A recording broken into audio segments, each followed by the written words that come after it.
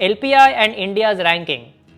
This story is related to international trade and shipping ports. I came across an interesting index that informs countries where they stand with regards to their performance on trade logistics. The World Bank maintains this index, which is called Logistics Performance Index or LPI, and LPI is available for 139 countries in total. Now, LPI is based on two components, soft data and hard data.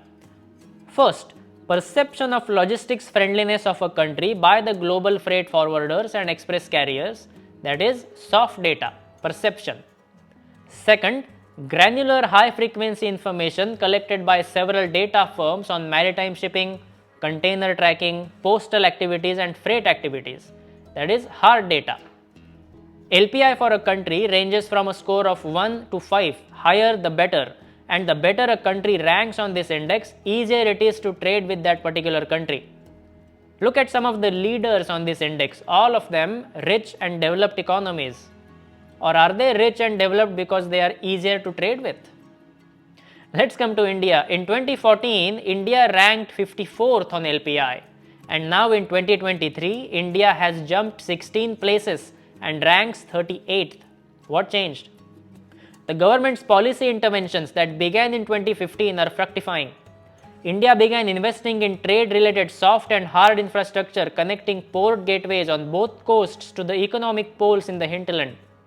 NICDC, Logistics Data Services Limited, started applying radio frequency identification tags to containers, enabling end-to-end tracking of the supply chain. As a result, for example, in the eastern port of Visakhapatnam, with the introduction of cargo tracking, the dwell time fell from 32.4 days in 2015 to 5.3 days in 2019. Dwell time is how long a container or cargo waits before being loaded onto a vessel, or how long a container or cargo waits before being unloaded from a vessel onto a port. The lower the wait time, the better. For Indian ports overall, between May and October 2022, the average dwell time improved further to just 3 days. Same as that in Singapore, better than in the US at 7 days and Germany at 10 days. No wonder India's LPI is improving, and the progress should continue as long as such policies are being implemented. Moving on to India's plan to boost research. India's economy is in the world's top 10 by gross domestic product, 5th largest to be specific. However, the nation's spending on research and development or R&D is low.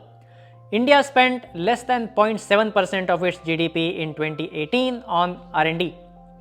For comparison, look at the two larger economies than India. In the same year, China's research expenditure made up more than 2% of its GDP, while United States spent an even higher amount at 3%. On the other side, several countries in smaller economies than India, such as Brazil and Malaysia, also spend proportionally more on R&D. It appears that the Indian authorities have identified this problem area. India has roughly 40,000 higher education institutions, most run by the states. More than 95% of higher education students go to these state-funded universities and colleges.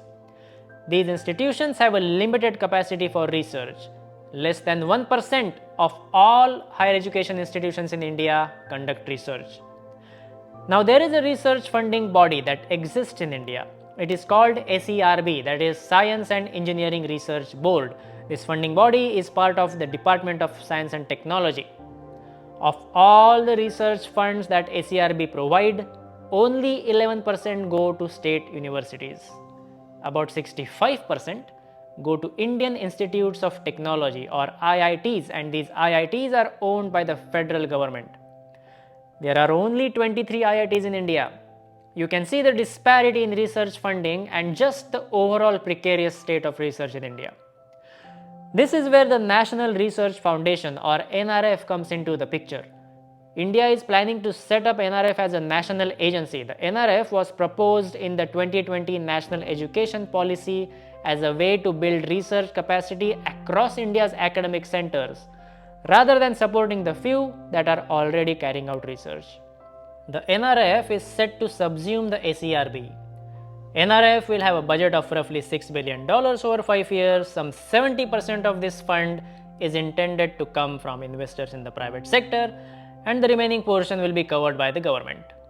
If NRF manages to meet its goal of gathering more than $4 billion from the industry, India's R&D expenditure will see a quantum jump.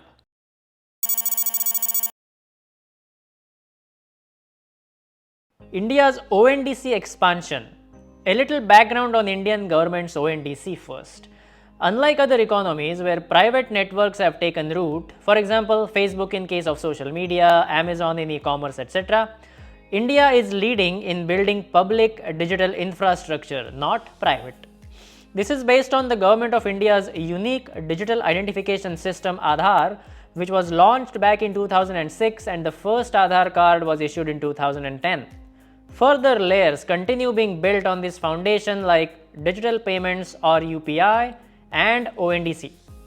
ONDC is a new setup being created by the government to facilitate e-commerce transactions across a network of buyers, sellers and shippers.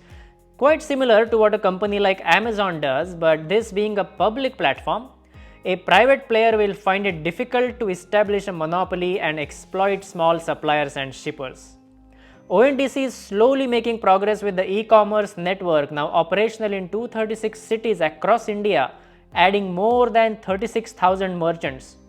The government states that existing platforms are tightly controlled and keep many small players out, so ONDC should increase competition and foster startup innovation. This network is also launching mobility operations in 2 cities. More than 55,000 taxi cab owners have already joined the network. Consumers were using it for about 35,000 rides a day. Surely, cab drivers and passengers prefer using this public network to paying hefty commission fees to operators like Ola, Uber, Lyft and so on. ONDC aims to raise e-commerce penetration in the next 2 years to 25% of India's consumer purchases from a current level of around 8%. In addition to that, a network of nearly 160,000 state-run Indian Postal Services post offices will join ONDC network to provide logistics services to small traders across the country.